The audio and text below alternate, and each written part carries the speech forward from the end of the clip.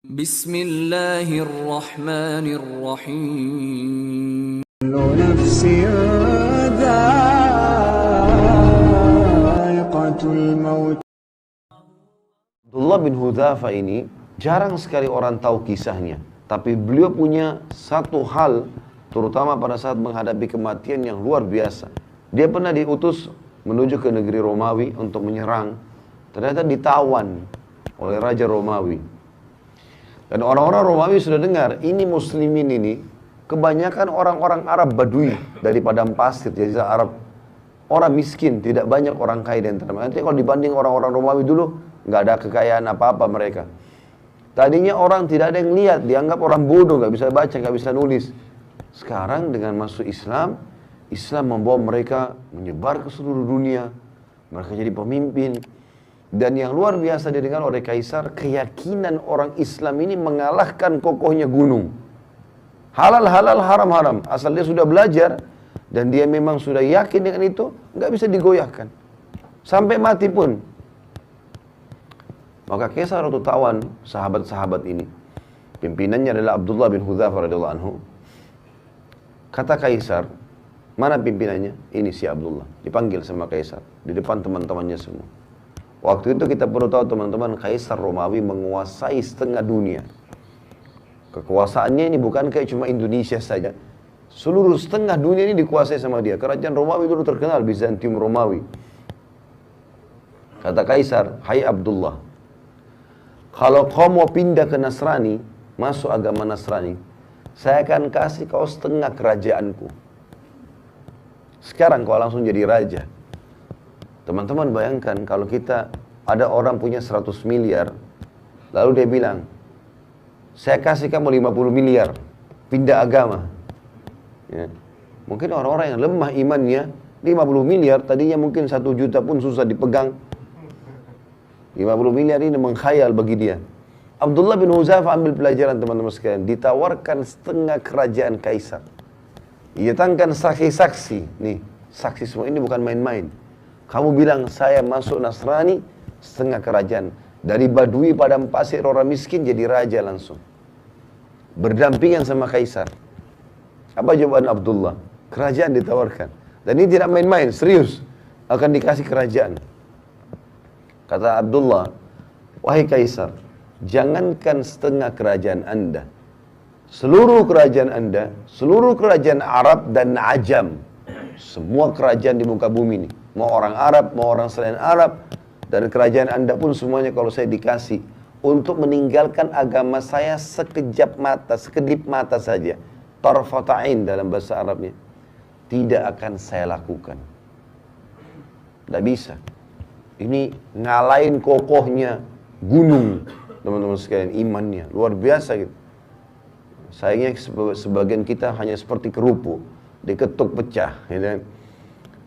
Maka waktu itu Kaisar ini punya anak perempuan, orang bule, ya.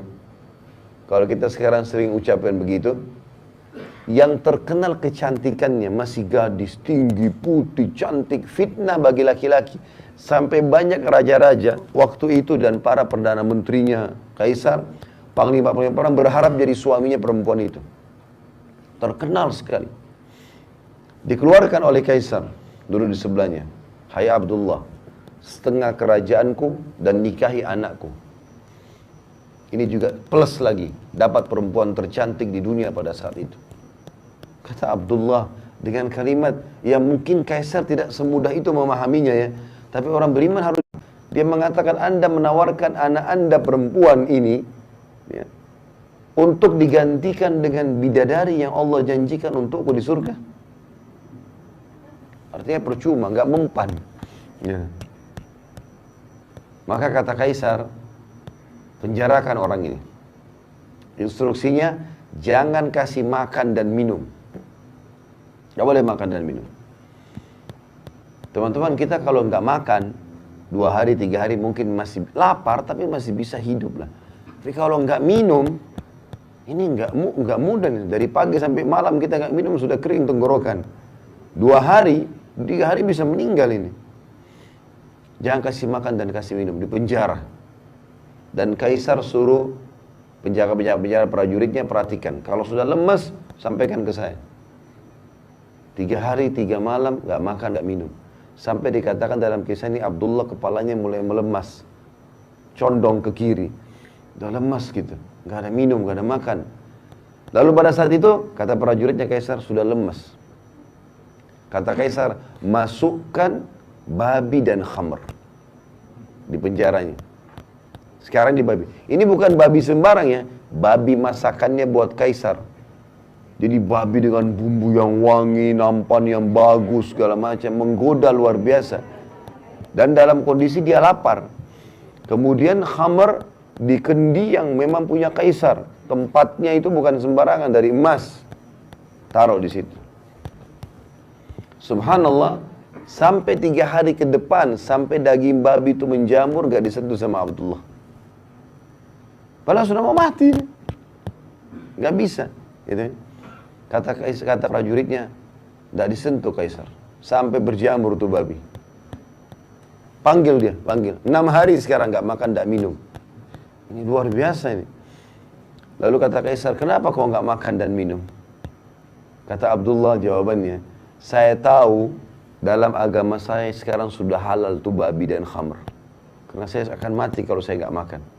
Tapi demi Allah saya tidak akan biarkan kau menghina agamaku. Sama raja dunia dia ngomong ini.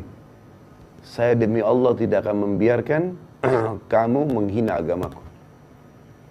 Kaisar bilang, kalau begitu saya akan bunuh kamu. Tapi bukan bunuh biasa. Saya akan masukkan kamu ke minyak panas.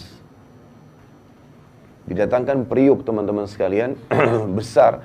Bisa nampung 10 orang laki-laki masuk ke dalamnya. Karena besarnya. Taruh minyak panas, dibakar. Mendidih minyak itu. Kata Kaisar, cemplungin satu persatu prajuritnya Abdullah. Jangan dia terakhir. Sekitar 30 orang. Begitu dilempar yang pertama teman-teman sekalian, dikatakan dalam riwayat kisah ini, dimasukin dalam hitungan detik tinggal tulangnya keluar. Karena panasnya minyak itu. Abdullah lihat nih. Satu dilempar, baju perangnya pun, kulitnya semua habis orang itu. Tinggal tulang, ngapung. Lempar yang kedua, begitu lagi. Yang ketiga, begitu lagi. Penuh dengan tulang-tulang manusia dan darahnya nih, minyak. Mendidih. Pas giliran Abdullah, dengan lemesnya lagi ditarik, netesin air mata Abdullah. Kata Kaisar, udah netesin air mata nih. Mungkin mau berubah. Kata prajurit Kaisar, nangis.